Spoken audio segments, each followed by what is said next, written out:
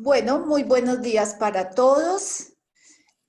Para quienes no estuvieron ayer en el taller, yo soy Nora Carvajal Sánchez, de los estudios de posgrado en geografía, de los programas maestría y doctorado en geografía.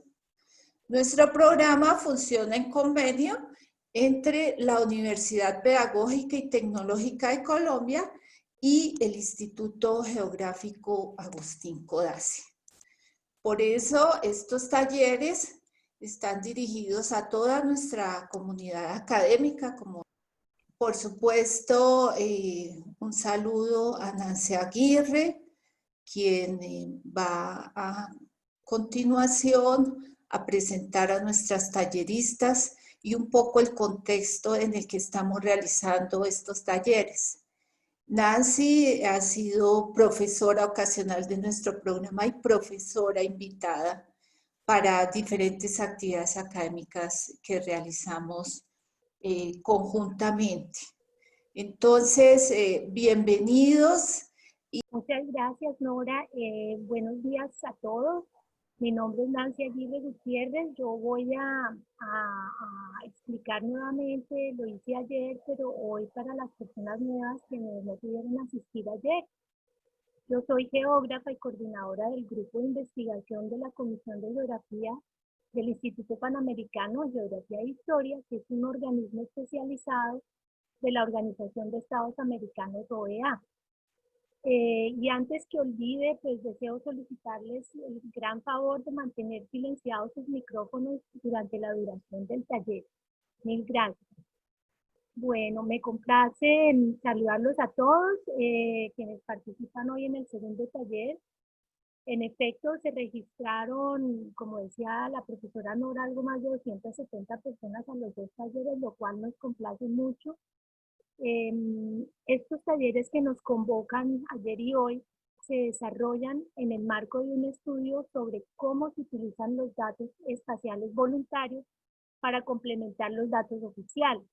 Este estudio tiene el propósito de comprender mejor esas barreras y condiciones de aceptación de los datos espaciales de colaboración voluntaria, que también en inglés se han denominado crowdsourcing.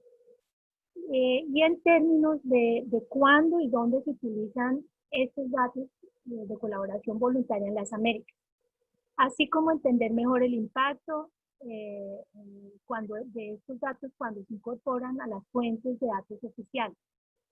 El estudio está financiado con fondos de la Fundación Nacional de Ciencias de los Estados Unidos, sus siglas en inglés son NSF, y es la doctora Patricia Solís de la Universidad Estatal de Arizona y actualmente presidente de la Comisión de Geografía del IPGH, quien es la investigadora principal de este estudio.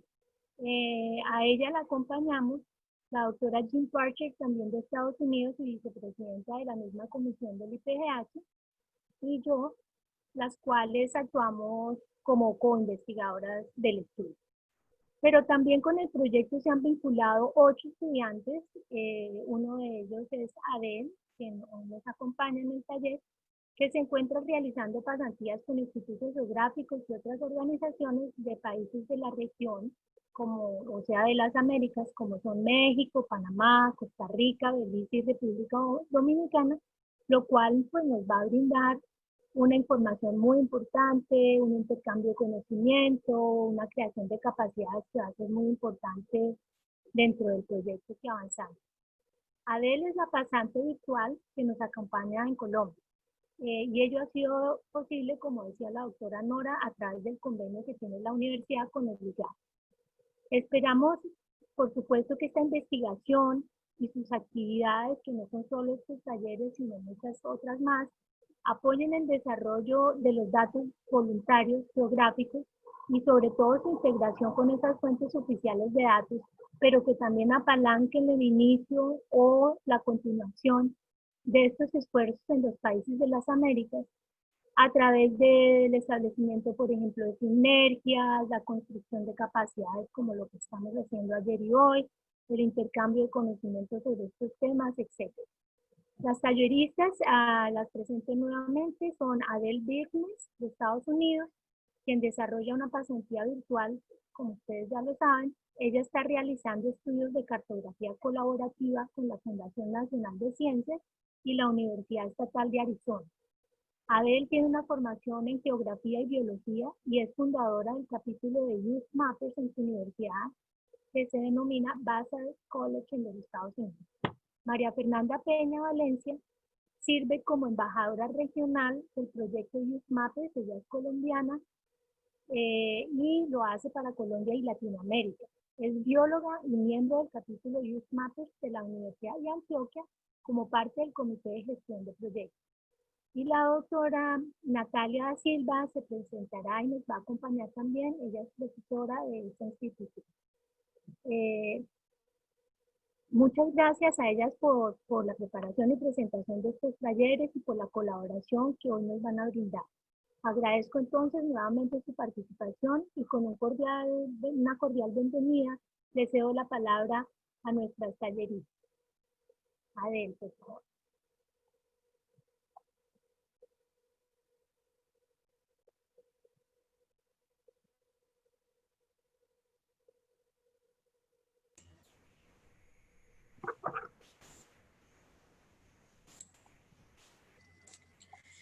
Bueno, muy buenos días a todos. Vamos a iniciar entonces con este segundo taller.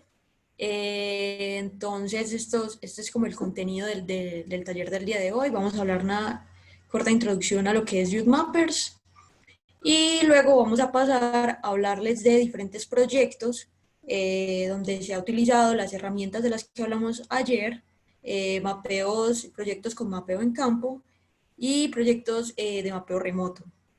Al final hablaremos de cómo es posible establecer un capítulo de Youth Mappers y tendremos un espacio para, si el tiempo lo permite, para hacer una discusión interactiva y responder algunas preguntas.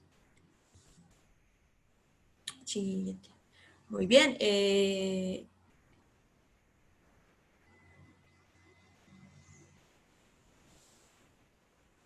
Bueno, entonces, ¿qué es Youth Mappers? De lo que tanto, una organización de la que tanto hemos mencionado en estos talleres, y es un consorcio universitario global que busca incentivar o fomentar el liderazgo en los jóvenes a partir de la investigación y gestión de proyectos utilizando datos geoespacializados y sistemas de información geográfica. Y busca contribuir al desarrollo a los objetivos de desarrollo sostenible. No tiene como un centro operacional, sino que funciona por capítulos en universidades alrededor del mundo. Uno de los capítulos de Youth Mapper se encuentra en la Universidad de Antioquia, en Medellín, que es el capítulo al que tanto la profesora Natalia, quien es la directora del capítulo de hecho, y yo hacemos parte. Siguiente, por favor. Bueno, entonces, ¿cómo surgió Youth Mappers? Resulta que hay una problemática que se ve a nivel global, no es de una región en particular, sino que es una problemática global y es la falta de datos geoespaciales. Youth Mappers inició en el 2015 y bueno, aquí podemos ver, esta es una fotografía o una imagen de la plataforma OpenStreetMap de las que estuvimos hablando ayer, antes de hacer un proceso de mapeo y después. Es una imagen de Mozambique. Siguiente. Entonces, a esta problemática de falta de datos, pensaron una solución, y era hacer partícipes a las personas de un movimiento de mapeadores. Hay un montón de herramientas, un conjunto de herramientas y de metodologías para poder hacer esta generación de datos. Entonces dijeron, no, hagamos un grupo de personas que estén mapeando y generando estos datos. Pero ¿qué personas son las que vamos a organizar? Entonces dijeron, no, listo, hagámoslo con estudiantes, enfocémonos en los estudiantes universitarios que aparte de ser entusiastas y que están aprendiendo, tienen el respaldo de la infraestructura de su campus universitario. La idea es que se usen los datos abiertos, o que el mapeo que se realice no solamente sea generar datos por generar datos, sino que esto lleve a tomar decisiones a través de la educación y la investigación. Y la idea era generar datos abiertos también utilizando plataformas de datos abiertos, como OpenStreetMap. Siguiente. Siguiente. Listo. Entonces, OpenStreetMap fue la plataforma que Adel les contó el día de ayer. Como ya bien mencionó, es considerado el Wikipedia de los mapas, pues es un gran mapa que cualquiera puede editar desde cualquier parte del mundo y asimismo cualquiera puede usar, puede descargar los datos, puede utilizar la plataforma como imagen base. Como ella también bien decía, ya que todo el mundo puede editarlo, entonces hay que ser muy responsable a la hora de generar estos datos en la plataforma. Ya hay como un sistema de categorías y etiquetas que ya está estandarizado, con el cual se pueden agregar atributos a todos los elementos que se añaden en el mapa. Siguiente. Bueno, como les decía, los proyectos que se llevan a cabo en Youth Mappers son alrededor de los objetivos de desarrollo sostenible que tenemos actualmente, que son a 2030. Siguiente, por favor. Y algo muy importante de Youth Mappers es que la idea no es solo generar mapas, no es solo crear mapas y datos, sino que se formen mapeadores. Lo que importa principalmente es las personas que están detrás de estas plataformas, de estos mapeos, de estos proyectos. Entonces, para lograrlo, Youth Mappers tiene como todo unas estrategias. ¿Lo puedes pasar, por favor? Entre las que se encuentran diferentes programas como el programa de liderazgo. Este Leadership Program funciona o tiene la convocatoria se lanza cada año de por medio. El primero fue en el 2017 y el segundo fue en el 2019, el año pasado. En este programa se seleccionan con base en ciertos criterios un grupo de estudiantes de todo el mundo, porque como bien les decía, esta organización funciona en todo el mundo. Entonces este grupo de estudiantes se lleva a un lugar en específico. Los dos programas que se han hecho hasta ahora han sido en Bangladesh y en Sudáfrica. Y entonces a los estudiantes se lleva allá y se les hace una serie de talleres acerca de liderazgo y de cómo desarrollar proyectos en los diferentes capítulos de Youth Mappers y en su región. Otro de los programas, siguiente por favor, es el Research Fellowship, en donde también se selecciona al estudiante con un asesor porque se selecciona un proyecto de investigación, el cual también financian, pero además en el simposio, se lleva un simposio en donde a los estudiantes y a los asesores les dan capacitaciones y talleres acerca de ya no tanto de liderazgo, sino de todo el desarrollo de un proyecto de investigación, desde la generación de la pregunta, el planteamiento de la pregunta, hasta el análisis de resultados y la presentación de estos resultados. Y además se hace un acompañamiento durante el proceso del desarrollo del proyecto. Este también se hace año de por medio, cuando es un año es el Research Fellowship y el otro año es el Leadership Program. Siguiente. Bueno, en este momento tienen un nuevo programa que es este Youth Mappers Fieldwork. Apenas inició este año. En este momento la convocatoria está abierta, que consiste básicamente en financiar algún proyecto de investigación, pero en esta ocasión ya no hay pues como todo ese proceso de formación que tienen los otros dos programas. Siguiente. Bueno, y además de esto, dentro de las ventajas o de las cosas más chéveres de hacer parte de Youth Mappers es hacer parte como tal de la comunidad. Se hace parte de una gran red de contactos que en serio está en todas partes del mundo. Se adquieren muchas habilidades y experiencias Cuando yo miro hacia atrás, desde que inicié hace 3 años siendo una estudiante voluntaria, ahora me doy cuenta de todo lo que he aprendido haciendo parte de esta comunidad, y no solo la comunidad de Youth Mappers, que realmente, o sea, es solo una parte de la gran comunidad de personas que trabajan con software libre y datos abiertos o con datos geoespacializados justamente. Está, por ejemplo, la comunidad de OpenStreetMap, que es una gran comunidad global. En Colombia está también como un pequeño grupo de esta comunidad. Es un grupo bastante activo, los invito a que exploren. Hay otra gran comunidad, por ejemplo, que es la de QGIS Colombia, que es este otro software que es este sistema de información geográfica libre, que tiene aquí se llama, sí, lo pueden encontrar como QGIS Colombia, para que también los invito a explorar. Y bueno, en realidad es toda esta red y todo este conjunto de aliados que hacen parte de esta gran comunidad. Siguiente.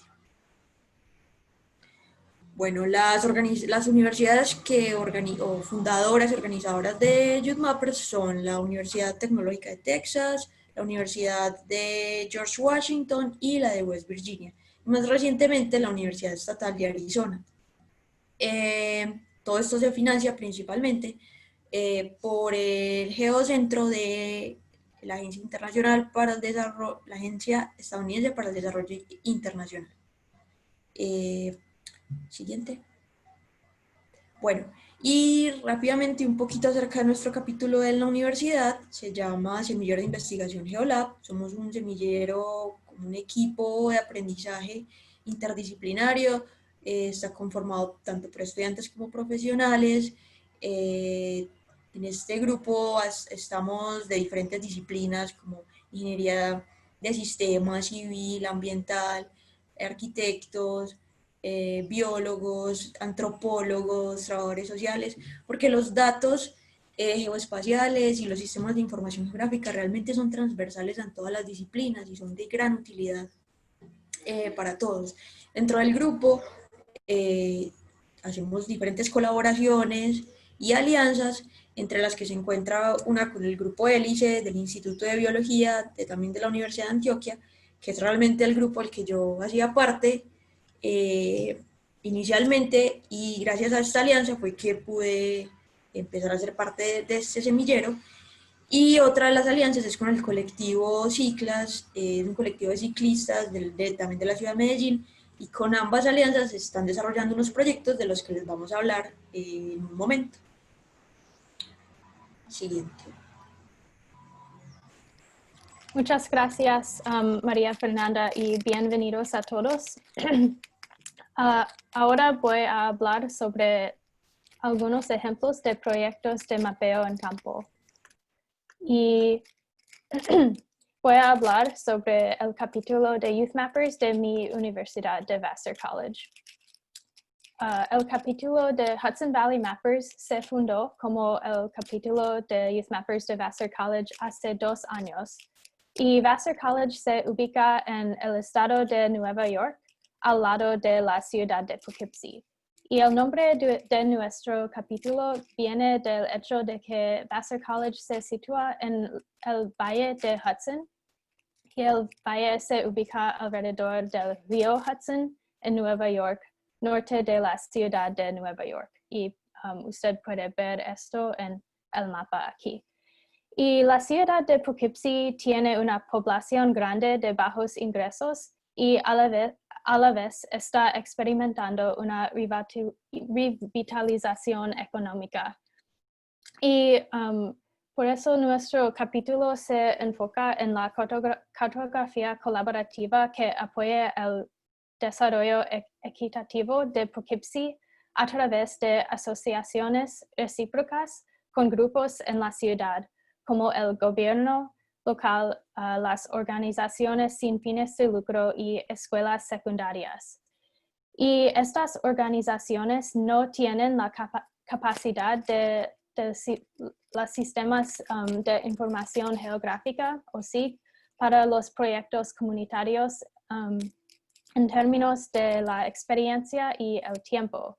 Y esto es la razón que hacemos estos proyectos en asociación con estos grupos. Y quiero notar que para nuestros proyectos de mapeo en campo empleamos el software de Esri porque nuestra universidad tiene una suscripción, pero las aplicaciones tienen equivalentes gratis y de código abierto, como Kobo Toolbox, que fue discutido ayer, y otras herramientas. Y los datos que hemos recopilado están disponibles al público a través de la plataforma de Esri, aunque no, el software no es código abierto. Y el propósito de mi presentación hoy es menos explicar los detalles técnicos del software y más profundizar nuestra discusión de cómo podemos participar en proyectos de mapeo en campo que son respetuosos de las comunidades en que ocurren, y a través de proveer ejemplos de asociaciones entre nuestro capítulo y las organizaciones de la comunidad, quiero demostrar que la cartografía colaborativa no es solamente sobre recopilar datos espaciales, sino también sobre el proceso de desarrollar relaciones duraderas con los grupos de la comunidad. Y es sobre escuchar a las necesidades existentes para los datos geográficos y diseñar proyectos que priorizan los deseos y las contribuciones de los miembros de la comunidad. Entonces, para nuestro primer proyecto, el nombre fue Mapeando Nuestra Comunidad. Y mientras empezábamos nuestro capítulo de Youth Mappers en el otoño de 2018, una miembro del equipo de planificación urbana de Poughkeepsie nos contó que la ciudad tenía financiamiento para plantar árboles, pero no tenía un mapa actualizado de sitios para la plantación de árboles. O sea, hoyos de árboles y céspedes abiertos entre la calle y la acera. Y el mapa más reciente era de 2006. Y nuestro grupo usamos Survey 123, un equivalente de Kobo, para recopilar las ubicaciones de los sitios, contestar preguntas sobre factores como la condición de sombra, proximidad al árbol más cercano y la compacidad del suelo, y tomar fotos de los sitios de plantación. Y enfocamos nuestros esfuerzos de mapear en una zona de ingresos bajos de la ciudad. Y los estudiantes de nuestro capítulo trabajaron con los estudiantes de secundaria de la ciudad y con las organizaciones locales para realizar este proyecto de mapeo. Y presentamos el mapa al gobierno de la ciudad como parte de nuestros esfuerzos de abogar por la priorización de los barrios de ingresos bajos en la iniciativa de plantar árboles. Y complementamos el mapeo este mapeo en campo con un análisis de SIG análisis de SIG usando los datos de una encuesta de árboles de la calle en la ciudad entera realizada en 2006. Y en este análisis encontramos que los barrios con ingresos más bajos y poblaciones más grandes de minorías étnicas y raciales tenían mucho menos árboles per cápita. Entonces, este proyecto tenía un enfoque de justicia ambiental. Y en nuestro segundo proyecto, Mapeando Nuestra Comunidad, la edición de Middle Maine, tuvimos una serie de eventos de mapeo comunitario en asociación con un grupo que se llama Hudson River Housing. Hudson River Housing es una organización sin ánimo de lucro que lucha por la justicia habitacional en la ciudad de Poughkeepsie y en el condado de Dutchess en que se ubica Poughkeepsie. Y en esta serie de eventos trabajamos con el personal de la organización y con los estudiantes de la escuela secundaria de Poughkeepsie para mapear las empresas de Middle Maine, el distrito comercial primario de la ciudad de Poughkeepsie, con el objetivo de identificar espacios disponibles para arrendamiento y entender el cambio económico en el distrito con el tiempo, porque esta organización hace esta encuesta cada año, pero esto fue el primer año en que usamos SIG para hacer la encuesta. Y para este proyecto usamos ArcGIS Collector, que es otro equivalente de COBOL producido por Esri. Y en el año escolar pasado hicimos una colaboración con los estudiantes de secundaria de Poughkeepsie y esta colaboración fue financiada por una beca de nuestra universidad. Y la colaboración fue con un programa que se llama No Child Left Inside. Es un programa vocacional del medio ambiente para los jóvenes. Y este programa contrata a los estudiantes de la escuela secundaria de Poughkeepsie y en el transcurso de un año les da entrenamiento para ser educadores jóvenes del medio ambiente. Y un requisito del programa de No Child Left Inside es que los jóvenes deben crear e implementar un proyecto comunitario sobre el medio ambiente. Y en el otoño los estudiantes optaron por enfocarse en el problema de basura en la calle. Y normalmente los estudiantes simplemente no tienen la capacidad de incorporar los sistemas de información geográfica en sus proyectos, pero este año nuestro capítulo les ayudó con la identificación de metodologías que incluyeran SIG en el proyecto y decidimos mapear los botes de basura en el centro de Poughkeepsie y cuantificar las cantidades de basura en diferentes cuadras. Y el objetivo fue identificar las zonas de la ciudad que son una prioridad para mejoras a la infraestructura de la eliminación de desechos y recolectas de basura más frecuentes. Y antes de todo, Hudson Valley Mappers organizó un taller de mapear en campo dirigido por un profesor de geografía. Y este taller fue con los estudiantes de secundaria y el profesor explicó los básicos de diseñar una encuesta con Survey 123 y probamos el software en el campus y luego los estudiantes de secundaria crearon un borrador preliminar de la encuesta de las basuras. Y después nos reunimos en el centro de Poughkeepsie para probar la encuesta. Después de esto llegó el COVID-19 y no logramos reunirnos en persona y usando Zoom los estudiantes incorporaron las sugerencias del piloto a la encuesta de basura y antes de la pandemia el plan original era incentivar a los estudiantes de la escuela secundaria de Poughkeepsie a llenar la encuesta y recopilar datos en toda la ciudad con la promesa de crédito adicional en sus clases. O sea, quisimos lanzar un proyecto grande de crowdsourcing.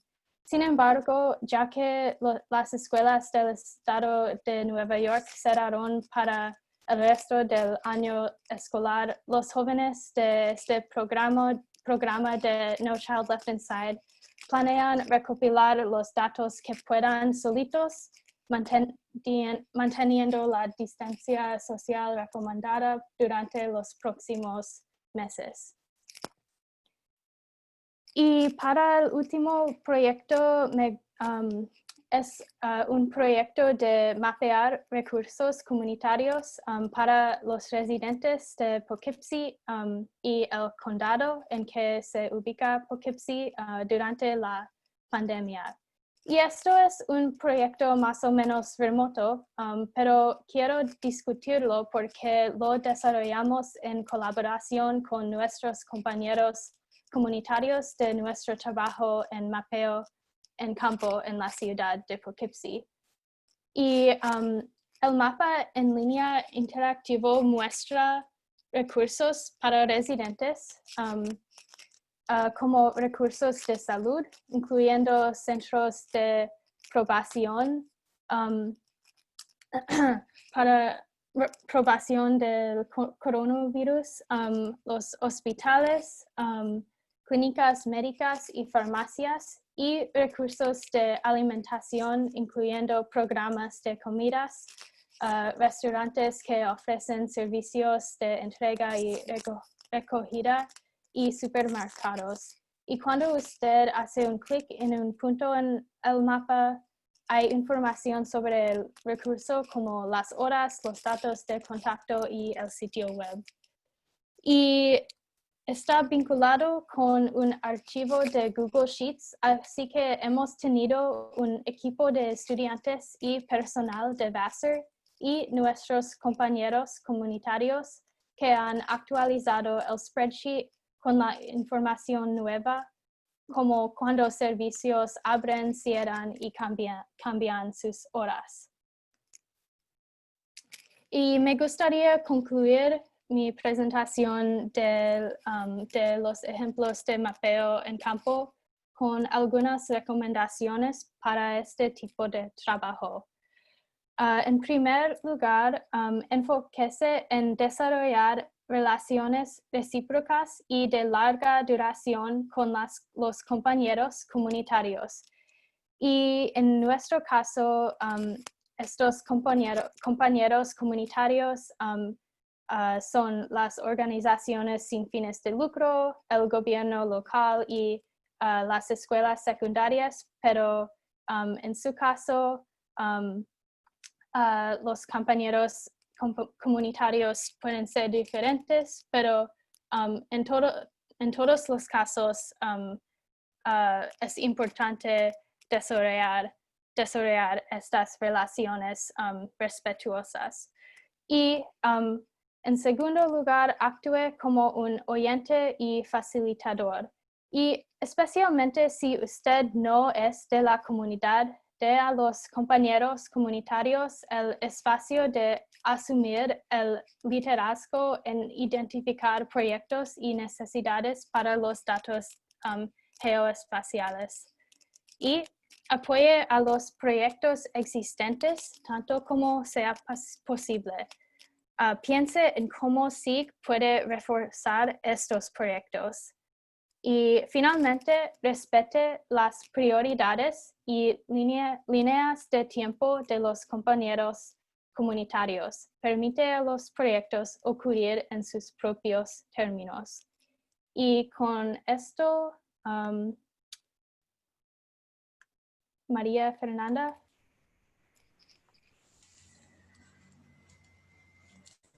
Ok, gracias a él. Bueno, entonces, Adel les contó acerca de proyectos de mapeo en campo como tal. Yo les voy a contar acerca de ya como ejemplos de cómo se pueden hacer algunos proyectos de mapeo remoto. Si bien este proyecto que les voy a contar también tiene mapeo en campo,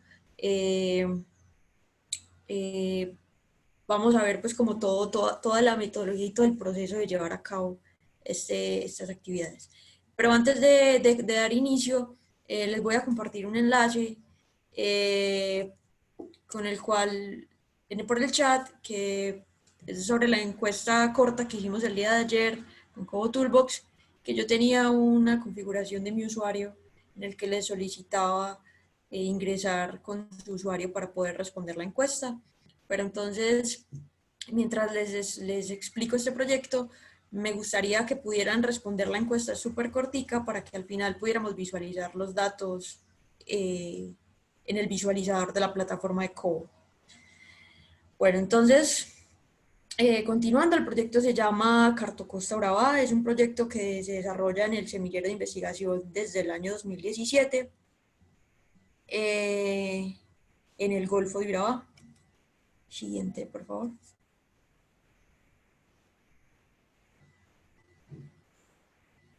Bueno, un poco de contexto es, bueno, el Golfo de Urabá se encuentra en el sur del Caribe colombiano.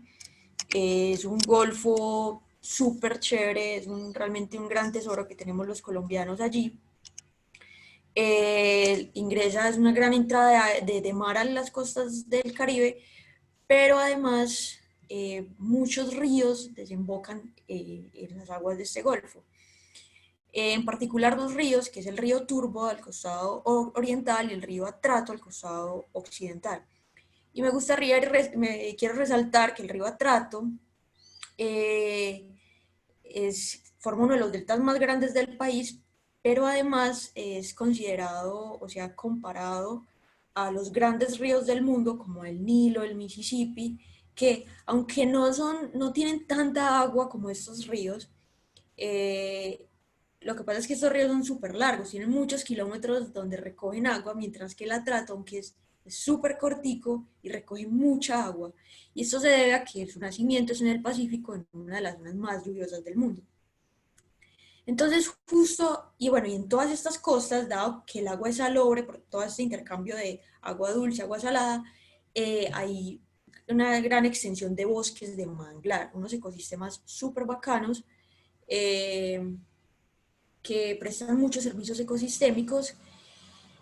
Y entonces, en medio de los manglares y en toda la desembocadura de ambos ríos hay dos comunidades. Una es la de la Bahía del Uno y la otra es la de Bocas del Atrato. Ambas comunidades tienen en común que están expuestas a inundaciones constantemente. Y de hecho en Bahía del Uno hubo un evento de inundación que hizo desplazar a las personas. Eso fue en el año 2010-2011.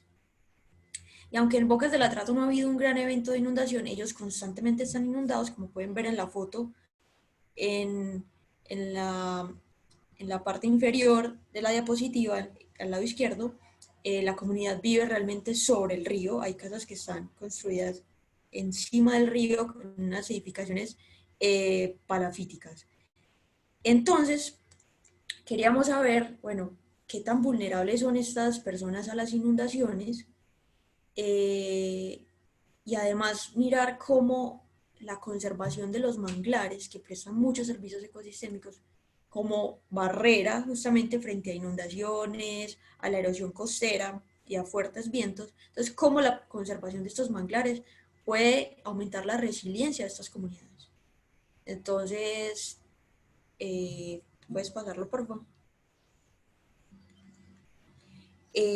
Como les decía ayer, todo lo que les contamos son herramientas que se pueden utilizar en toda una metodología de trabajo para los diferentes proyectos y nuestras preguntas de investigación. Entonces, en este caso, utilizamos una metodología que no fue diseñada por nosotros, sino que es diseñada por el equipo humanitario de OpenStreetMap, y la metodología tiene estos pasos principales, que es inicialmente se hace una socialización de la metodología y del proyecto a trabajar con la comunidad. En este caso son las comunidades de Bocas del Atrato y de Bahía del Uno. Una vez la comunidad acepta trabajar, le parece bien participar en el proyecto, porque es muy importante involucrar a la comunidad en todo el proceso, que ellos queden empoderados de todo. Una vez ellos aceptan, inicia la fase de mapeo remoto.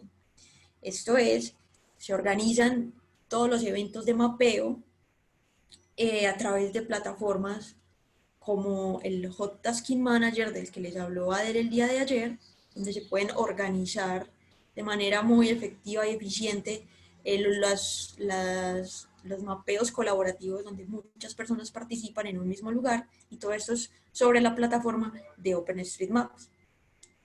Siguiente, por favor.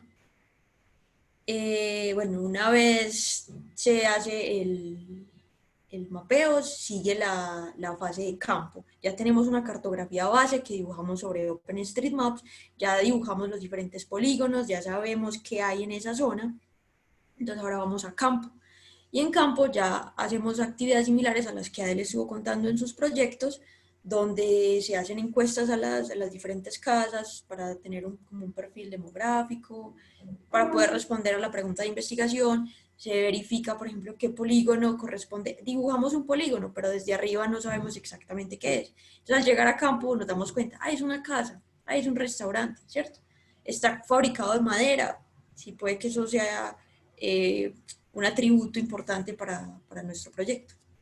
Siguiente, por favor. Bueno, ahí podemos ver como la actividad de las encuestas. Siguiente, Adel, por favor. Una vez hecho todo el trabajo de campo, en donde como trabajamos con una comunidad, aprovechamos para celebrar el Día Internacional del Manglar, que de hecho es el próximo mes, porque bueno, estamos trabajando con la comunidad y hay que como trabajar integrados. Una vez tenemos los datos tanto del mapeo remoto como del mapeo en campo, se hace una integración de todos los datos colectados para poder hacer ya un proceso de análisis. Ahí en esta fotografía, el software en el que se está trabajando no es en el editor IDE que vimos ayer, sino en el otro que yo les mencionaba, que se llama JOSM, que es un poquito más avanzado y que permite subir diferentes capas que yo tengo ya de la zona. Entonces puedo interactuar y hacer más ediciones un poquito más avanzadas. Siguiente, por favor. Y ya finalmente viene la parte de volver a hablar con la comunidad y discutir con ellos los resultados y los análisis. Ya, siguiente. Siguiente. Entonces, esa es básicamente la metodología de trabajo, utilizando estas herramientas.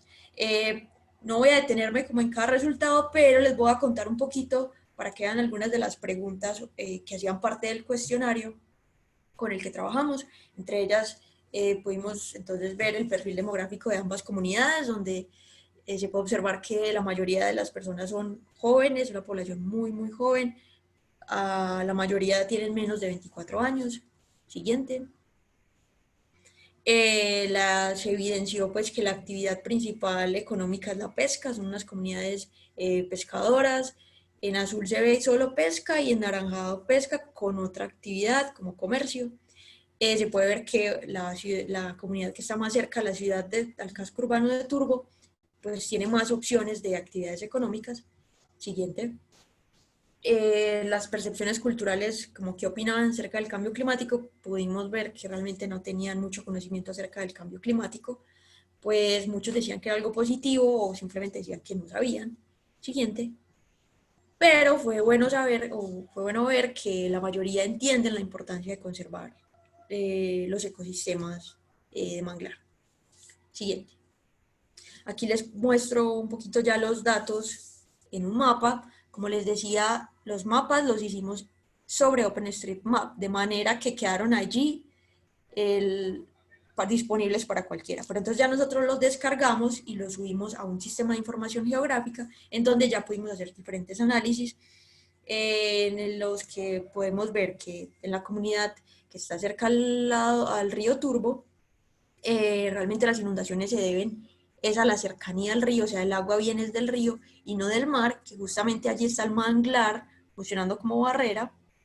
Mientras, y de la misma manera en la comunidad de la boca del río Atrato, el agua que inunda el asentamiento no es del mar, porque ahí está el manglar, sino que es agua que viene del río.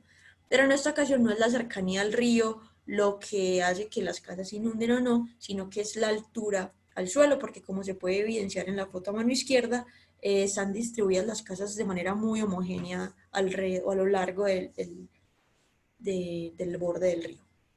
Siguiente.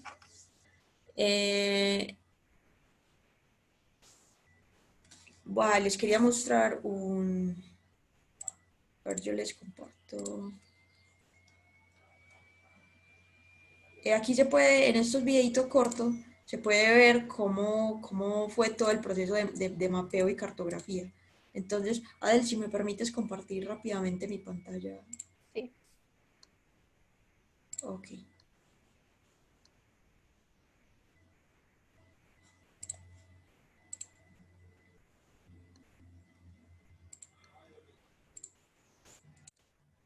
Entonces, bueno, aquí se puede ver cómo avanzó el proceso de mapeo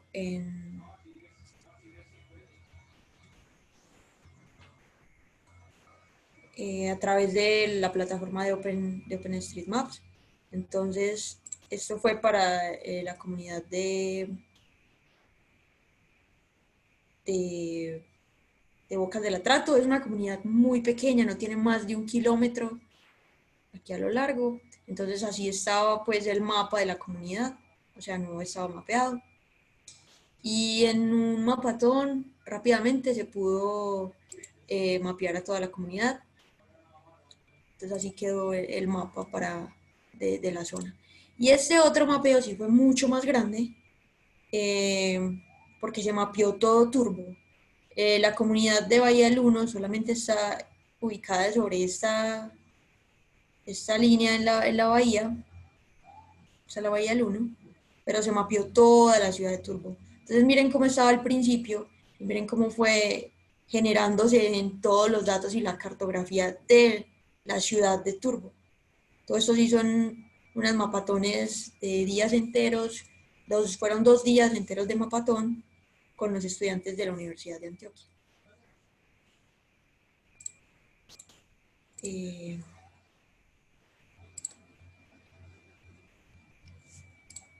Bueno, ya voy a dejar de compartir mi pantalla y Adel, pues, de nuevo. Entonces, bueno, con esto les muestro quería mostrarles cómo se ve que realmente se generan todos estos datos geoespaciales. Y si quieren ver un poquito más de la experiencia de todo el proyecto, los invito a ver este story map que se llama Between the River and the Sea, que habla pues de toda nuestra experiencia con el proyecto Cartocosta. En el código QR pueden ingresar o buscando este nombre en la plataforma. Siguiente, por favor. Muy bien, entonces ya le he dado la palabra a la profesora Natalia Silveira, que también va a hablar de otro proyecto muy chévere. Bueno, buenos días a todos.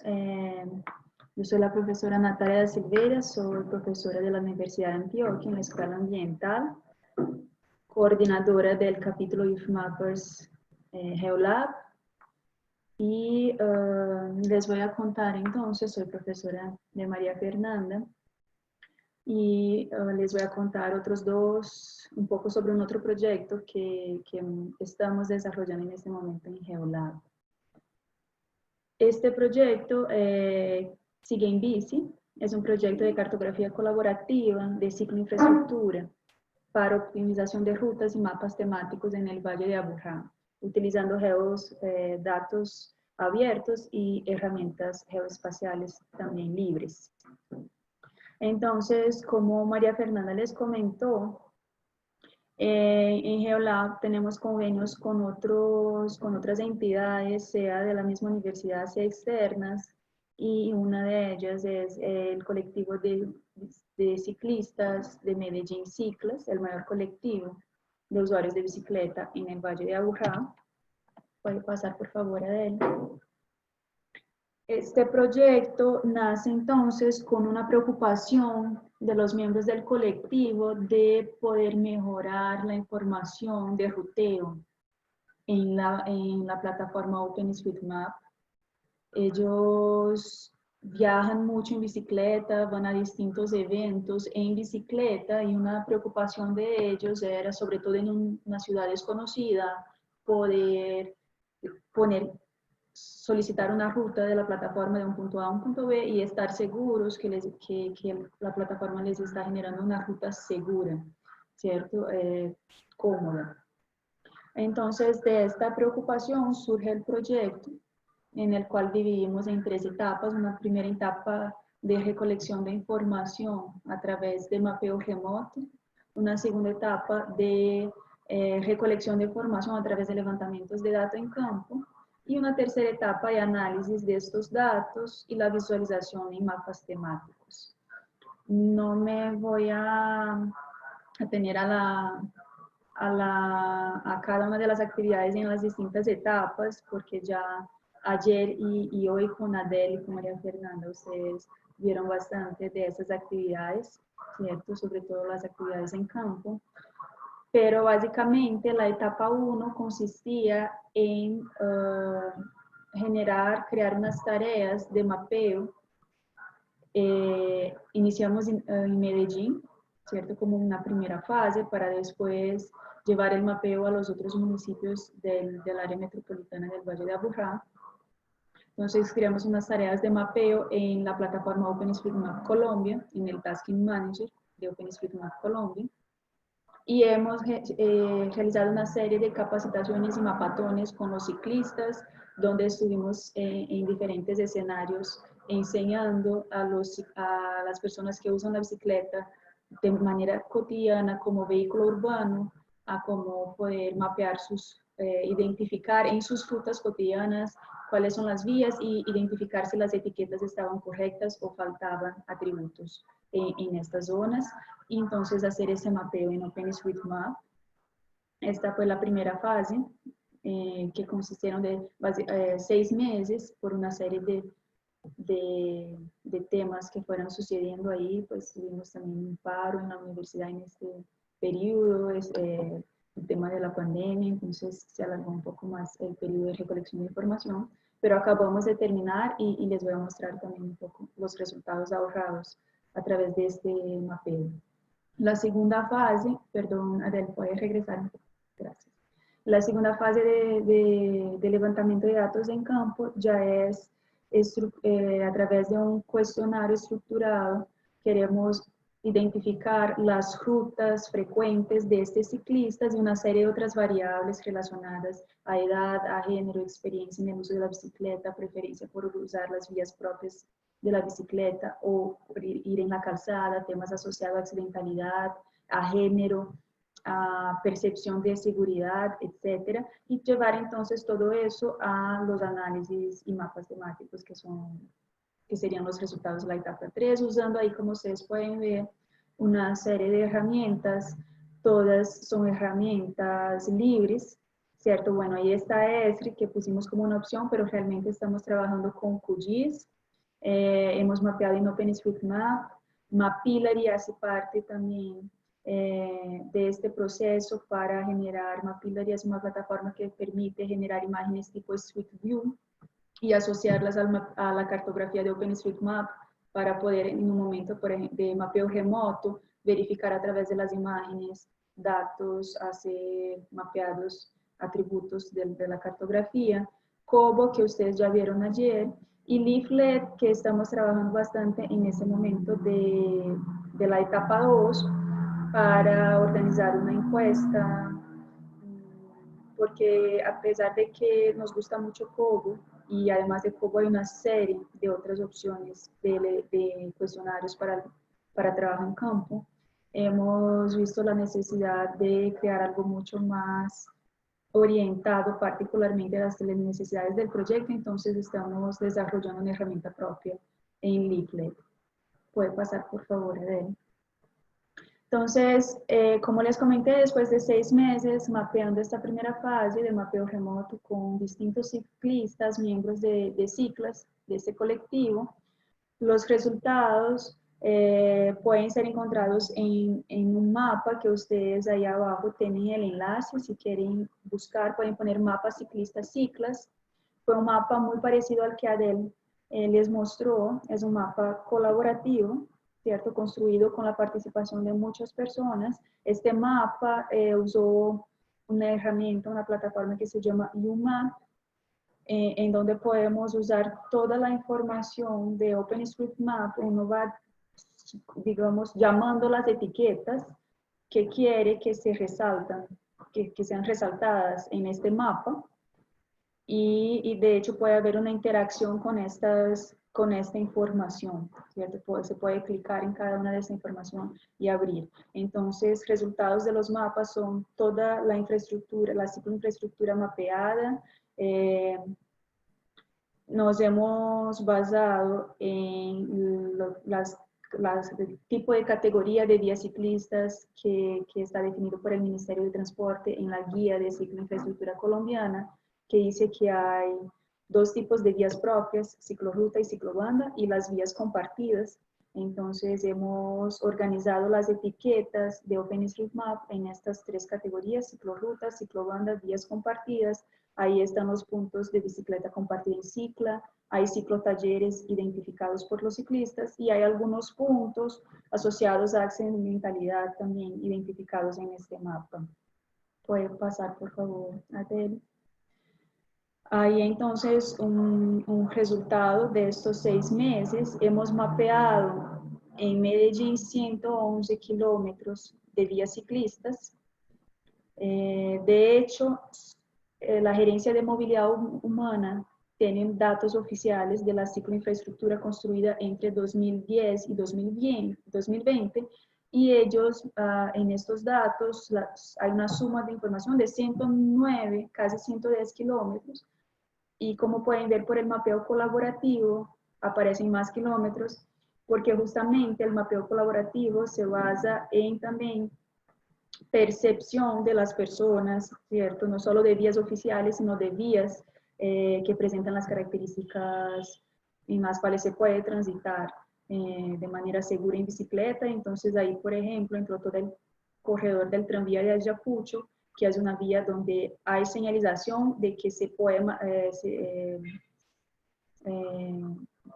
usar la vía en bicicleta y que no es considerado por la Gerencia de Movilidad Humana como una vía ciclista. Entonces, por eso también los datos fueron superiores a los datos oficiales. 111 kilómetros, de los cuales el 45% es ciclorruta, el 46% es ciclobanda y casi el 20% es vía compartida.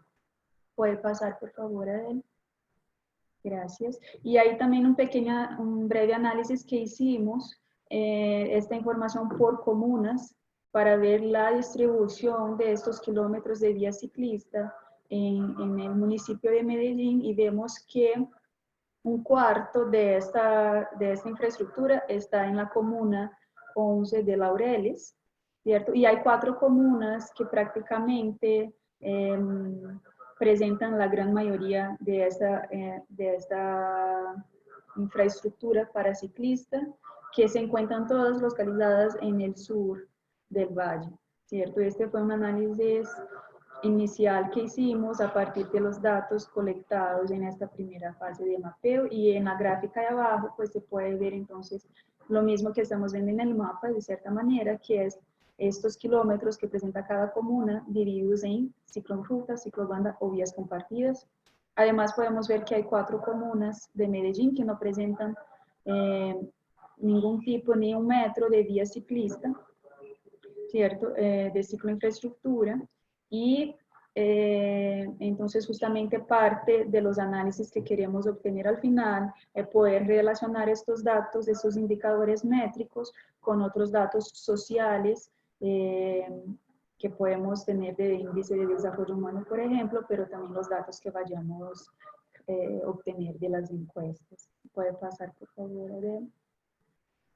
Y entonces lo que queremos justamente es llegar a obtener unos mapas temáticos muy interesantes. De hecho, una de las variables que vamos a obtener, y en este proyecto estamos teniendo colaboración también de la Facultad Nacional la Facultad de Salud Pública, y vamos a identificar las rutas más realizadas en la ciudad y comparar estos datos con un modelo de interpolación de toda la calidad del aire en el municipio de Medellín, para poder ver cuáles son las rutas más expuestas a contaminación del aire, si también poder asociar unas variables, quiénes son las personas que están exponiéndose más, ¿cierto? Y por qué. Y eso nos va a permitir también llegar a proponer o orientar a planeación futura de nuevas infraestructura en la ciudad. Puede pasar, por favor, Adel. Solo para comentar que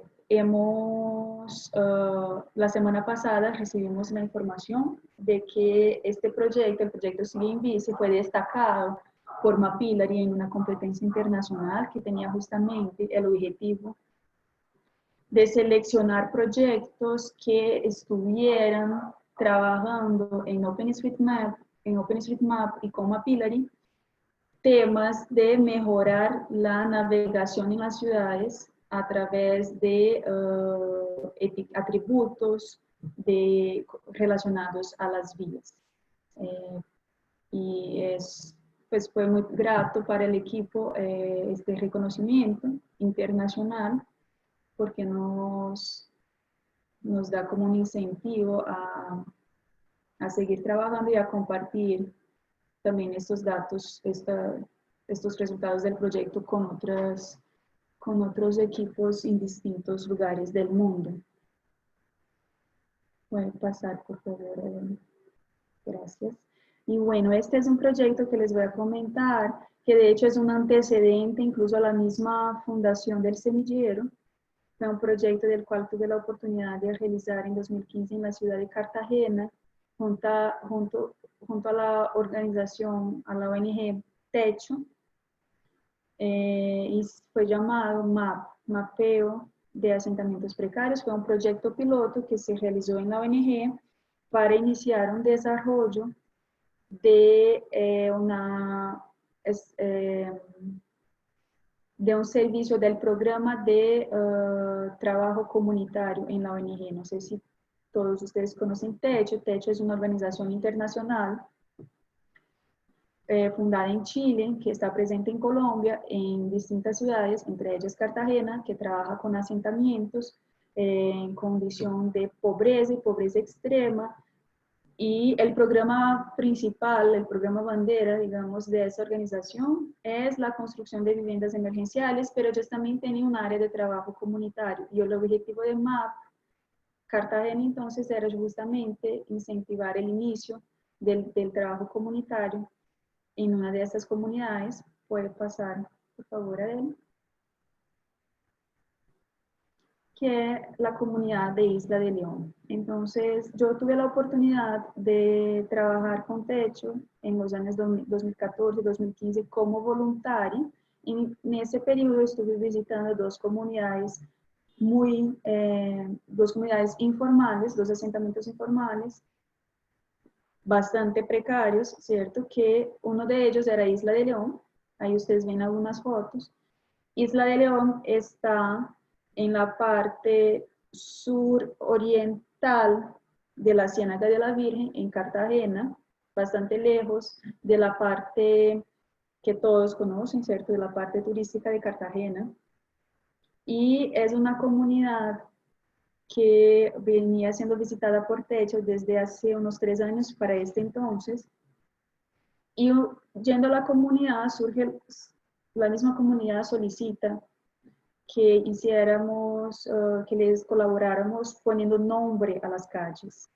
¿Sí? Ellos, por ser una comunidad informal, obviamente no tenían ningún tipo de servicio público, no tenían numeración de calles, no tenían numeración de viviendas y no tenían... y eso les molestaba mucho. Entonces una vez ellos llegaron y nos manifestaron que querían poder nombrar las calles y que les colaboráramos en esta actividad.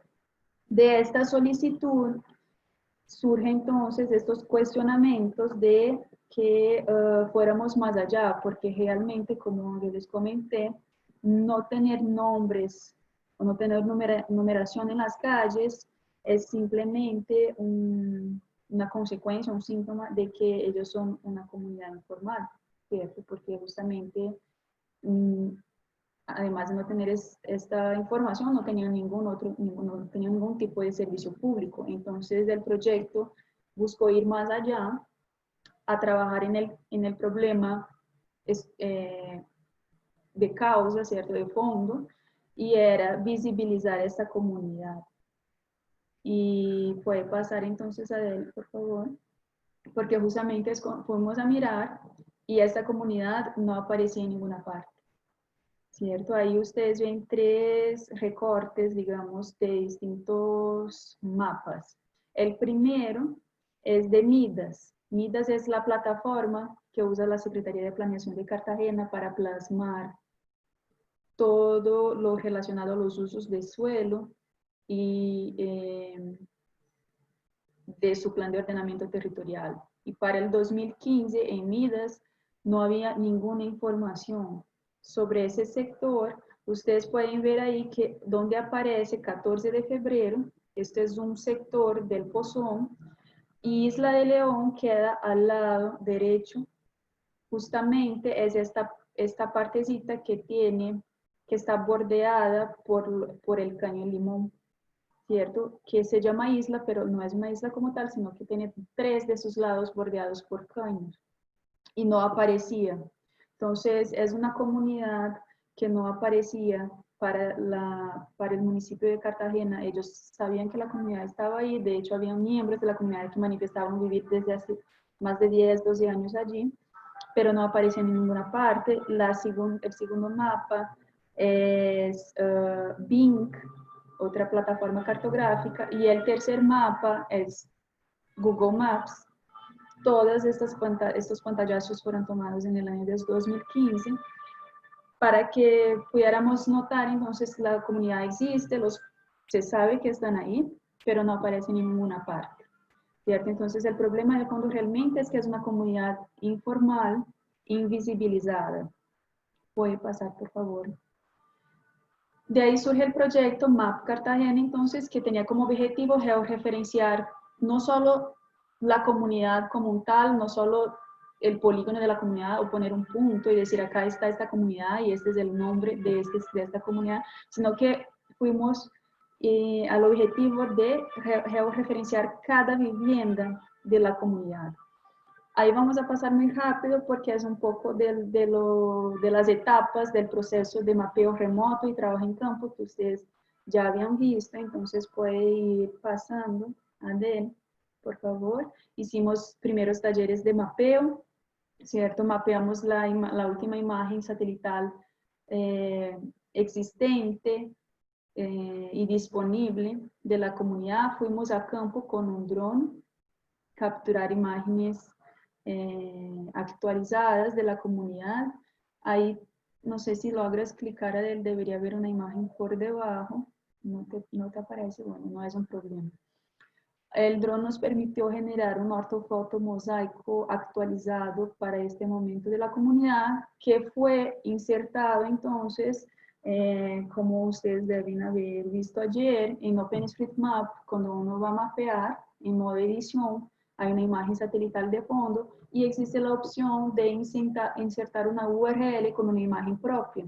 Nosotros entonces con las distintas imágenes del dron hicimos un ortofoto mosaico, lo llevamos a una URL y esta URL fue la base entonces de nuestro mapeo del segundo taller post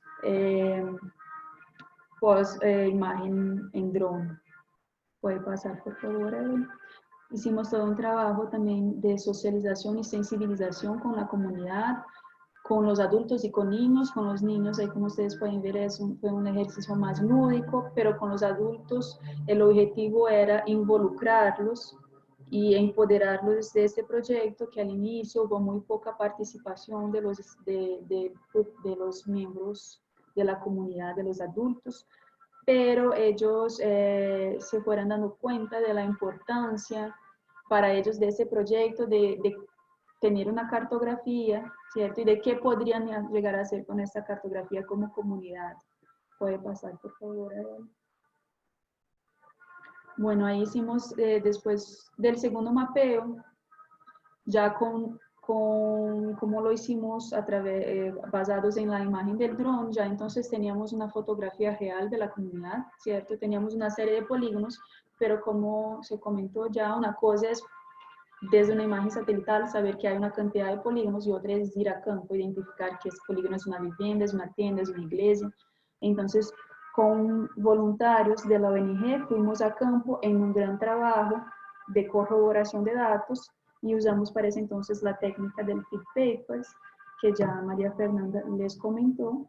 Y en ese momento hicimos entonces la actividad que la comunidad había solicitado, porque en ese momento creamos equipos, dividimos la comunidad en varios polígonos, cada polígono fue objeto, era el que estaba en una de estas hojas de field paper, entonces a cada equipo decíamos, ustedes tienen que pasar por todas las calles que aparecen en esta hoja, corroborando cada uno de esos polígonos y ya entonces al pasar por estas calles ustedes van a ir hablando con la comunidad, a ver cuáles son los nombres, se hizo un sorteo, se fue listando los nombres y las personas iban votando en los nombres de la calle que más les gustaba y fue muy interesante porque fue en ese momento que realmente se vio como que la comunidad se involucró al proyecto, ellos iban siguiendo los voluntarios, preguntando si el nombre que habían proponido estaba ganando o qué nombre estaba ganando, ¿cierto? Y al final del día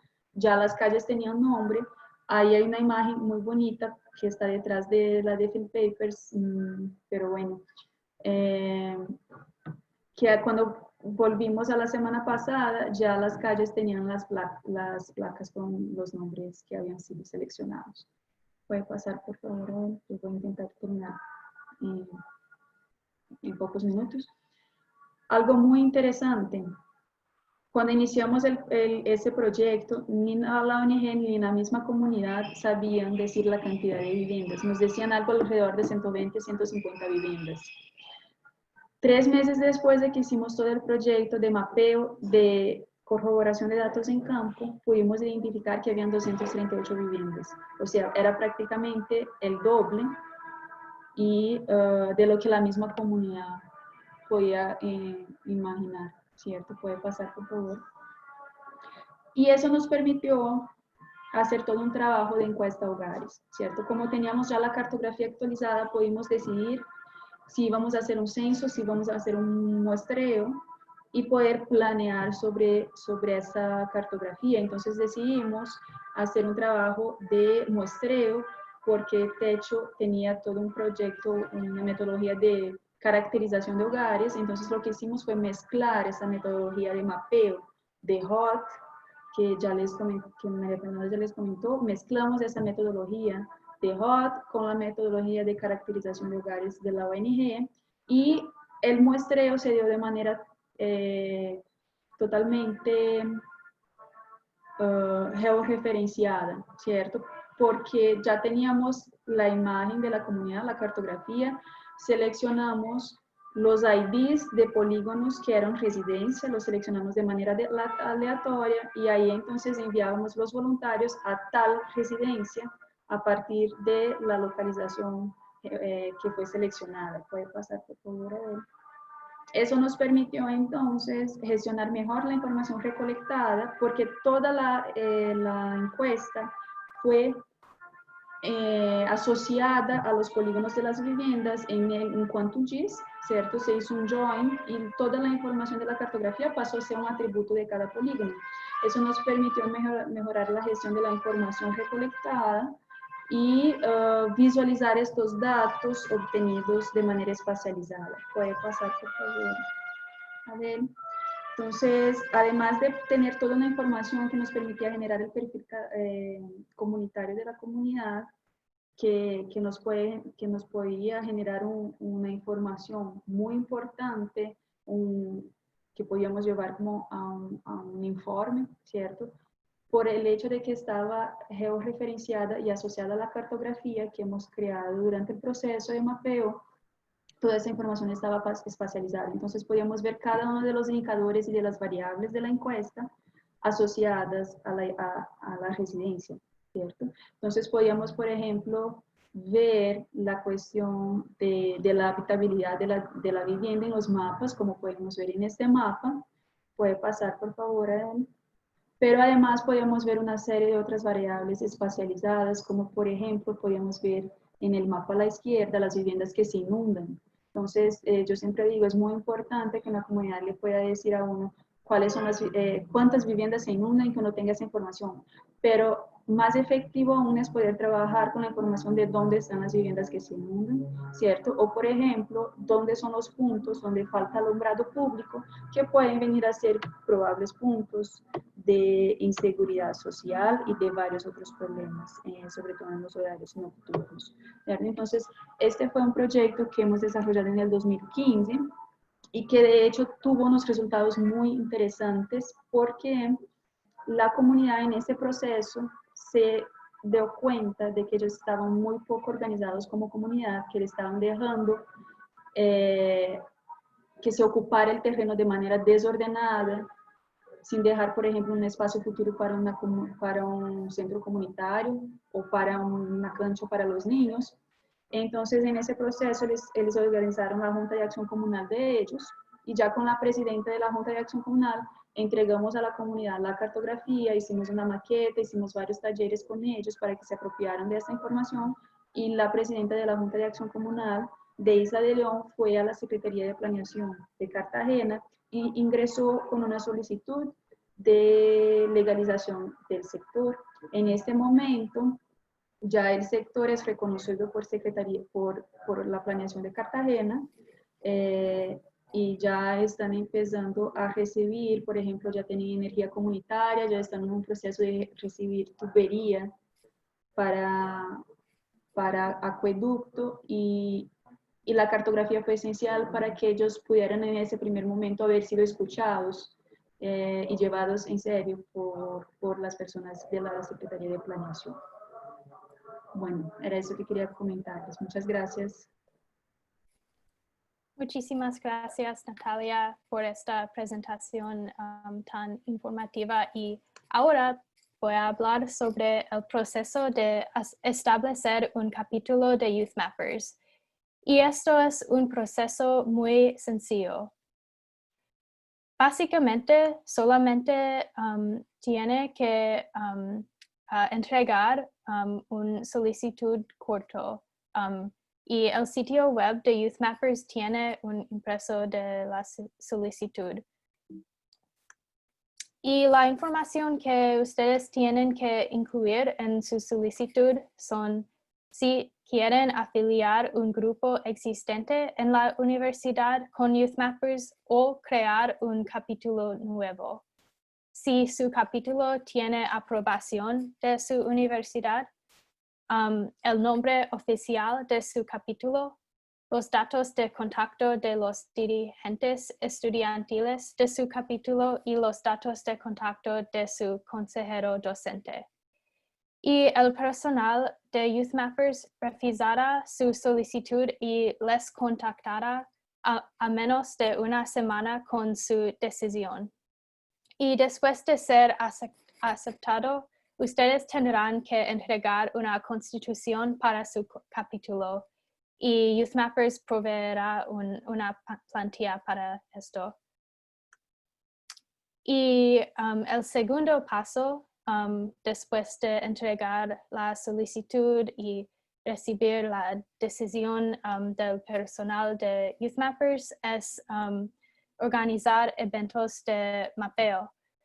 Y como he discutido ayer, el Tasking Manager de Humanitarian OpenStreetMap Team, o HOT, tiene proyectos de mapeo remoto que se alinean con las necesidades de datos geoespecializados de los programas de USAID, la Agencia de los Estados Unidos para el Desarrollo Internacional. Y en el Tasking Manager usted puede buscar tareas con etiquetas como Youth Mappers o USAID. Y ustedes también pueden crear sus propios proyectos de mapeo remoto en HOT o o de mapeo en campo. Y una manera de generar muchos datos para OSM y enseñar a los miembros de la comunidad cómo mapear es facilitar mapatones o fiestas de mapeo que María Fernanda ha discutido un poco. Y aquí tengo una foto de un mapatón de mi capítulo.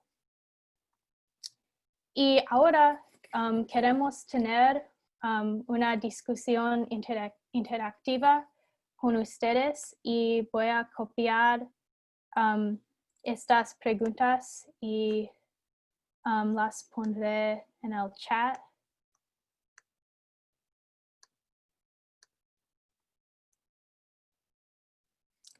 Y ustedes pueden entregar sus pensamientos y preguntas por el chat, pero también puede levantar la mano y yo puedo abrir su micrófono si quiere hablar. Y también María Fernanda y yo vamos a buscar preguntas en el chat que podemos contestar. Antes de continuar con la parte de las preguntas, quería mostrarles rápidamente el resultado de la encuesta que les hice hace un momento en la plataforma de Cobo. Aquí, como pueden ver, está la encuesta. Se puede ver que 15 personas la respondieron, así que yo ingresé a la encuesta y puedo revisar como un reporte de la encuesta a medida que las personas van participando. Aquí puedo ver quiénes han participado y yo puedo visualizar los diferentes resultados obtenidos, pero lo que quería mostrarles principalmente era como con la pregunta de la coordenada geográfica de la ubicación, podemos ver desde dónde se enviaron los diferentes resultados. Podemos ver que hay desde México hasta Argentina y bueno, también participación en Colombia, y yo puedo visualizar los datos, por ejemplo, por cada una de las preguntas que hice, que en este caso eran 2 simples preguntas como nombre y edad. Entonces yo podría ver los datos de acuerdo a, por ejemplo, a las edades. Bueno, era simplemente mostrarles esto para poder que al enviar al colectar los datos mediante un enlace, que las personas no tengan que estar registradas, hay que tener esta parte no seleccionada. Y ya, eso era todo. Entonces ahora sí, las preguntas. Hay una pregunta, ¿han utilizado también Open Data Kit? Que también es un equivalente de Survey 123. No he usado esto, pero María Fernanda o Natalia han usado esto. Bueno, no lo hemos usado, o por lo menos yo no lo he usado, pero como les conté ayer, Cobo Toolbox está basado en Open Data Kit. No es que sean competencia uno del otro, sino que por el contrario, más fácil, son como complementar. Cobo Toolbox se complementa del Open Data Kit, solo que tiene otras características que fue las que les expliqué el día de ayer. Solo para complementar, la diferencia, digamos, de Cobo Toolbox es que Cobo Toolbox usa el Open Data Kit y agrega toda la parte de visualización que es a través de otra herramienta que se llama Enqueto. Entonces, Cobo Toolbox hace la unión de Open Data Kit y Enqueto para la visualización de las encuestas. Nosotros en algún momento hemos llegado a hacer el ejercicio de generar una encuesta con Open Data Kit, pero al final hemos trabajado con Cobo Toolbox porque justamente es mucho más amigable para crear un formulario. Pero al final la utilización de los dos es muy parecida. Y también tenemos una pregunta, ¿se podría utilizar el mapeo comunitario para generar mapas de calor para temas de seguridad ciudadana? Si es así, ¿se podría estar estigmatizando sectores o barrios de una población convirtiendo el mapeo comunitario no en una herramienta, sino en un segregador social? Bueno, ahí yo veo dos cosas importantes. Una es aclarar la diferencia de los niveles y papeles de cada programa. Mapear de manera colaborativa en OpenStreetMap hay un límite en la información que vamos a agregar a esa plataforma, ¿cierto? Justamente por ser una plataforma colaborativa de datos abiertos, hay todo un tema relacionado a la ética del uso de los datos y además OpenStreetMap no es una plataforma para subir cualquier tipo de información. Uno debe basarse en las etiquetas que se van a utilizar o los atributos y debe mapear información que no sea sensible, ¿cierto? Entonces en OpenStreetMap yo voy a poner la tienda del barrio porque de hecho les sirve mucho aparecer en el mapa, nos sirve a los vecinos saber a qué horas abre, a qué hora cierra. Es de hecho una publicidad para ellos, ¿cierto? Yo voy a poner a la iglesia, el hospital, porque son informaciones importantes en una cartografía. Pero yo no voy a poner datos sensibles. Entonces, en todos estos proyectos que hemos hablado, después del mapeo en OpenStreetMap, en el que tenemos esta cartografía base, lo que hacemos es descargar la información en QGIS o ArcGIS y ya ahí sí, dentro de nuestra base de datos privada, asociamos datos sensibles y hacemos este tipo de análisis como los mapas de calor. Entonces, el tema ético de la investigación es cómo voy a usar y cómo voy a mostrar esta información, porque podría llegar a ser un factor de segregación social, pero más que todo es muy importante esta información para poder saber dónde se debe actuar, ¿cierto? Entonces ahí está la diferencia, esa información no va a una plataforma cartográfica libre, esa información es usada dentro de un proyecto con unos fines y cualquier proyecto debe pasar por un comité ético. Entonces, está la responsabilidad de los investigadores de cómo usar esta información, no para segregar, sino para más bien orientar estrategias de intervención pública de manera más efectiva. Para complementar lo que decía la profesora, en el mapa uno dibuja los elementos de la ciudad o del territorio y a cada uno de los elementos se le agregan ciertos atributos que ya están, digamos, estandarizados en una lista de categorías y etiquetas. Y lo que pero entonces son etiquetas que son tipo, qué tipo de polígono es, si es una casa, si es un edificio, algunos atributos pero muy generales y como dice ella, no son específicamente de atributos de seguridad, sino que son más de estructura de la ciudad, de tal manera que yo pueda descargar esos datos y tenerlos como base para ya hacer mi análisis de mi proyecto y utilizar esto como una herramienta y una base para responder a cierta pregunta, pero ya eso yo lo desarrollo en mi sistema de información geográfica, en mi computador, y ya esos datos no deben compartirse. Y también tenemos una pregunta, ¿es factible implementar estas iniciativas en la producción de cartografía básica a la etapa de toponimia? Yo puedo responder, a mí me parece completamente factible, de hecho fue un poco de cierta manera el ejercicio que hicimos en Cartagena, ¿cierto? En este caso, obviamente, fue que la comunidad, como era una zona que no tenía nombres, la comunidad misma definió los nombres, ¿cierto? Pero eso puede ser hecho todo un trabajo de recuperación de memoria muy interesante y yo veo pues muy factible que estas herramientas se adapten a ese tipo de proyectos.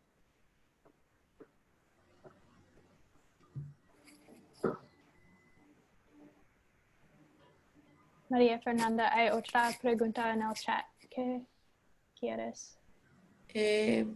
Estoy mirando todas las preguntas que hubo. Al principio hubo unas que decía, que hablaban de que si se puede expandir los capítulos de Youth Mappers en otras universidades como la Distrital y la Nacional. Y la respuesta es que sí. Como Adel les contó, se pueden crear nuevos capítulos por universidades. Entiendo que la Universidad Nacional, la sede de Bogotá, tiene un capítulo de Youth Mappers. Solamente se puede un capítulo por campus universitario. Eh, Pueden buscar la información en la página web o pueden incluso escribirnos a la profesora Natalia o a mí, que ambas somos embajadoras regionales de Youth Mappers en Colombia. Entonces, si tienen alguna duda, pueden escribirnos sin problema. Yo quisiera solo, ¿Cómo? no, yo quisiera comentar el comentario de Carlos Castro, que dice que en la localidad el uso de la bicicleta se debe más a la condición económica que a un valor ambiental, y que es por eso que en estos casos deberían haber incluido variables sociales. Las estamos incluyendo justamente en este momento, en la fase 2 que estamos iniciando, es de la construcción del cuestionario y en el cual vamos a insertar todas las variables y claro que hay variables sociales que son muy importantes. Yo puse énfasis en la variable mental porque justamente Medellín pasa por una discusión muy grande de la calidad del aire, ¿cierto? Pero acá también, acá no es el tema ambiental el que define, es el que influencia el uso de la bicicleta. Acá es el tema socioeconómico que define el uso de la bicicleta más que todo. Pero acá entonces lo que vemos es que a un cierto grupo se está exponiendo más a la contaminación por el hecho de ellos haberem escogido o de la única opción de ellos es la bicicleta para movilizar. Entonces por eso también el tema de la calidad del aire en este proyecto en Medellín toma gran importancia y queremos hacer este análisis, pero también estamos considerando variables sociales. Y hay una pregunta, ¿nos podrían compartir sus datos de contacto? Y como María Fernanda ha dicho, ella y Natalia están disponibles para ayudarles con establecer capítulos de Youth Mappers, y también yo estoy disponible y voy a incluir nuestros datos de contacto en un correo a todos los participantes de esta llamada. Igualmente, pues si quieren también conocer más, no solo de Youth Mappers, sino de los proyectos o las herramientas, las metodologías, también pueden escribirnos con relación a eso. Sí, y voy a compartir ahora un enlace al blog de Youth Mappers, y recientemente he publicado una entrada de blog sobre el trabajo de mi capítulo, y está disponible en inglés y español. Y María Fernanda me ha ayudado con la traducción, entonces espero que ustedes lean esto. Yo quería hacer un último comentario que me parece muy relacionado al tema del uso de información colaborativa para cartografía institucional. Y pues, lo importante es entender que OpenStreetMap es una plataforma que permite a través de un mapeo colaborativo generar un mapa, generar una información que puede ser comparada a la cartografía base, ¿cierto? Es una cartografía base y ya cada persona tiene la opción, justamente por esa plataforma, ser libre y colaborativa de descargar esa información y a partir de ella asociar unas variables que le permitirán llegar a un mapa temático. Y en Brasil también, pues yo, tal vez se me olvidó en mi presentación decir, yo soy brasilera, soy arquitecta urbanista formada por la Universidad Federal del Río Grande del Sur. Y en Brasil también se da esa discusión de si es posible y en un futuro va a ser posible usar cartografía de datos abiertos, información de datos abiertos como cartografía oficial En muchos lugares se está dando esa discusión. Y lo que se nota realmente es que la cartografía colaborativa no va a sustituir la cartografía oficial, pero puede ser un elemento de corroboración y un constante, y un elemento que te permita, como una información adicional, que te permite estar constantemente revisando zonas de actualización o zonas de corroboración, ¿cierto? Porque obviamente cartografías oficiales tienen un otro nivel de exigencia de la información, no significa poner en duda la fiabilidad de la información generada por la cartografía oficial, pero ahí hay una gran discusión que está en proceso, ¿cierto? Que se está dando en este momento y parte de lo que Adel está haciendo y del trabajo de nosotros también es poder hacer con que la calidad de los datos abiertos sean cada vez mayor al punto de que se pueda trabajar con ellos de una manera con mayor confianza por parte de la institucionalidad.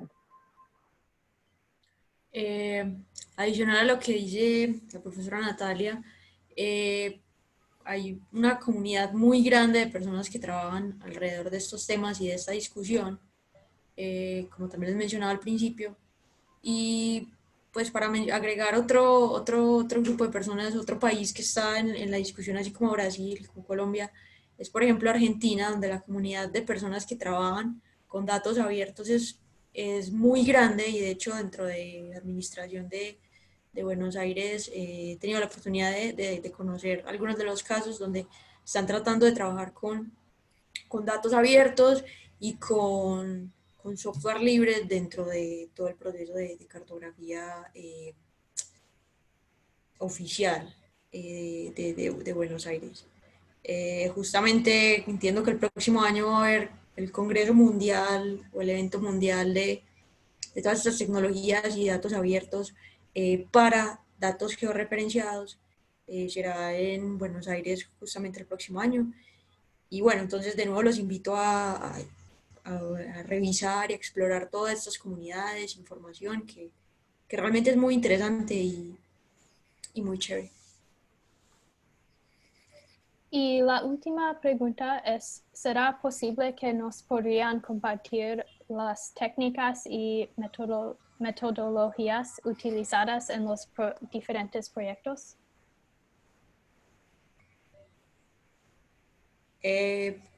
Pues hay algunos, por ejemplo, de la metodología que se utilizó en ambos proyectos, hay una publicación que de hecho tiene la profesora Natalia, que yo creo que podríamos compartirla. Ahí se explica muy bien toda la metodología. Está en español, que fue todo lo de MAP Cartagena. Nosotros hay varias, les podremos compartir algunos enlaces de blogs de metodología, de la metodología que usamos. Igualmente, en YouTube. nos pueden seguir en redes, por ejemplo en el Semillero de Investigación, que tenemos tanto el canal de YouTube como en Facebook, en Instagram. Estamos constantemente haciendo publicaciones, y también, como les decía, nos pueden escribir si tienen alguna pregunta o si quieren que les compartamos algo específico, también con todo el gusto del mundo. Sí, y para en términos del trabajo de nuestro capítulo, casi toda de nuestra documentación está en el blog de Youth Mappers. No tenemos publicaciones más oficiales porque ya estamos estableciendo como un capítulo y creciendo, sí.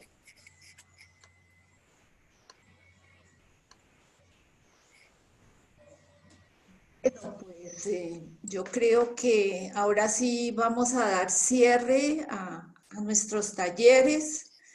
Muchas gracias a todos los participantes. Por supuesto, muchas gracias a nuestras talleristas, a Adel, María Fernanda, a la profesora Natalia por habernos acompañado el día de hoy.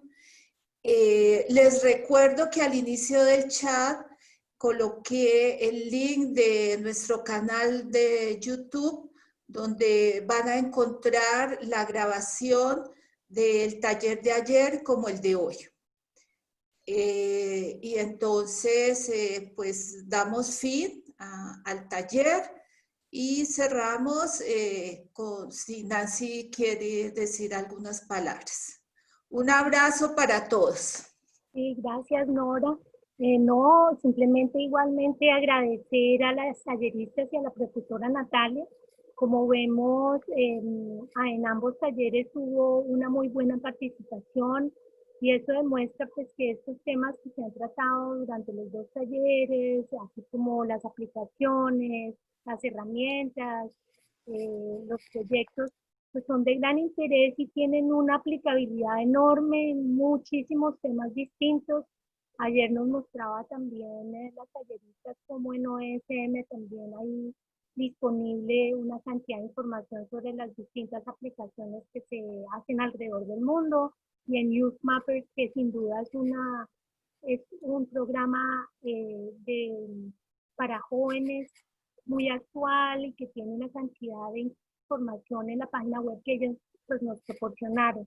Y yo creo que pues una de las, como les decía al inicio de este taller, uno de los propósitos también de nuestro proyecto con la Fundación Nacional de Ciencias es precisamente eso, que se amplíe la sensibilidad y la aplicabilidad de los datos geográficos voluntarios, principalmente pues, en fuentes oficiales, pero igualmente a todos los niveles de la sociedad civil. Entonces, 1.000.000 de gracias a todos por su participación y sus preguntas, y a las talleristas y a la profesora Natalia nuevamente.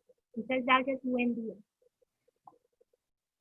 Adel y María Fernanda, no sé si quieren decir algo para finalizar. Muchas gracias, Nora y Nancy, y muchísimas gracias a María Fernanda por organizar estos talleres conmigo, y muchas gracias a Natalia por presentar hoy. Ha sido un placer.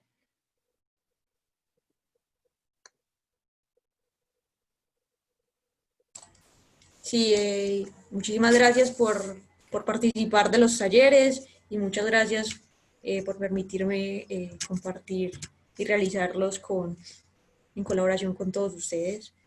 Les deseo un feliz día y igualmente, como ya les dije, cualquier duda, no duden en escribirnos.